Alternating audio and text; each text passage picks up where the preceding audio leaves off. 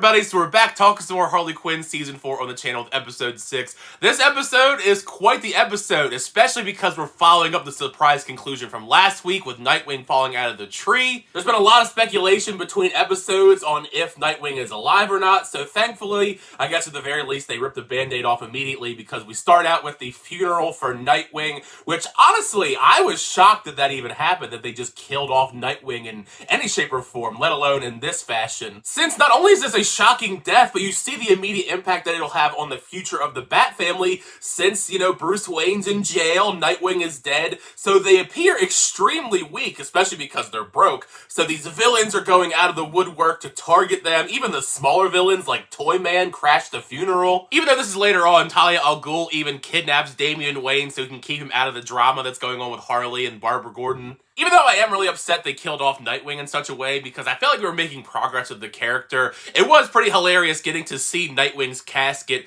and they had one final Nightwing butt joke because his casket has a giant butt on the top of it. With Nightwing's death, however, that does pose a huge question going forward on who exactly killed him. There are tons of different possibilities you can imagine within the world who would want to kill Nightwing. So it is this big swirling mystery, and as you can imagine, it does probably link back to Ivy since she is the head of the Legion of Doom. And more you see how complicated the dynamic between Harley and Ivy is because it does lead to a lot of strife regardless of Ivy denying that she had anything to do with it. Especially because once Barbara and Harley start putting the pieces together, investigating Nightwing and find his secret tracker, turns out the secret tracker is also conveniently at the Legion of Doom, where they just so happen to be throwing a massive party to celebrate the death of Nightwing. I mean, they even got a cake to commemorate the occasion. With Ivy wrapped up in the CEO role at the Legion of Doom, things are getting more and more out of hand each week with the Johns. They're probably the most unhinged PR team that I've ever seen in any media whatsoever. They're running her around doing so many different things without Ivy's permission,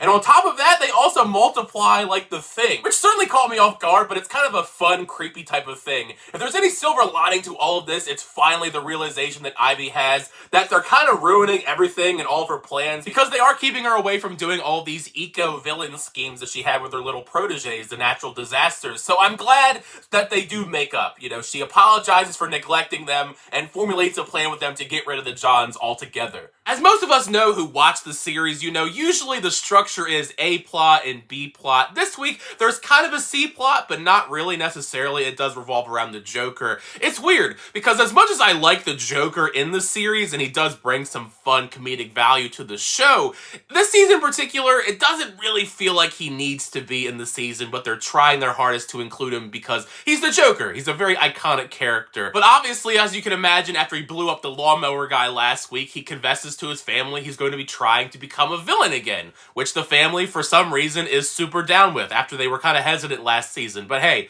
I guess that's cool. Also, turns out the lead with Nightwing's tracker at the Legion of Doom didn't really lead anywhere since Gordon just picked up the tracker after King Shark's child found it. It's actually kind of adorable seeing King Shark become this father figure and trying his hardest to be a great father to all these different adorable shark children. I'm sure the one guy that got his hand bitten off in the fountain would not agree with the kids being cute, but otherwise, I think they're pretty adorable. You truly do kind of feel for King Shark in the situation, being overwhelmed at being a father, trying to get any advice whatsoever to be a better father.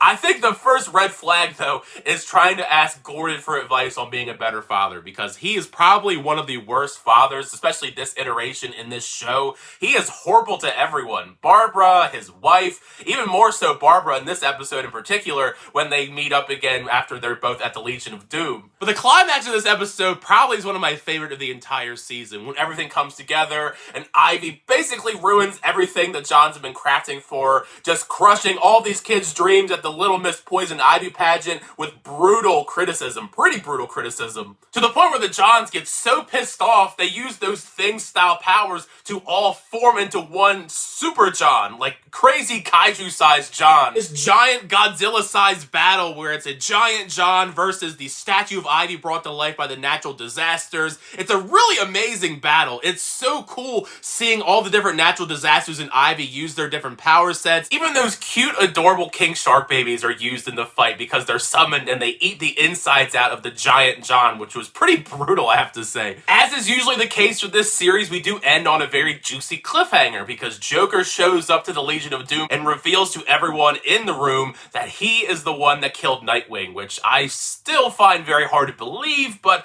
that's what we're going with for the time period, and of course everyone is shocked and appalled that he's the one that did it. Still, nevertheless, a very awesome episode of Harley Quinn this week. So make sure you share your thoughts down below. What'd you think of this week's episode of the show? Did you like the episode? Did you not like the episode? Share your thoughts down below in the comment section, especially because we have a lot of big reveals this week. You know, Nightwing is dead. Joker claims that he's the one that killed Nightwing. Share all those thoughts down below because part of the fun is having that conversation with you guys in the comment section down below. And thank you guys, as always, for that videos. I always do appreciate it. Make sure you like on the video and also subscribe to the channel to update reviews, reactions, unboxings, and more. Until next time, I'll see you guys later.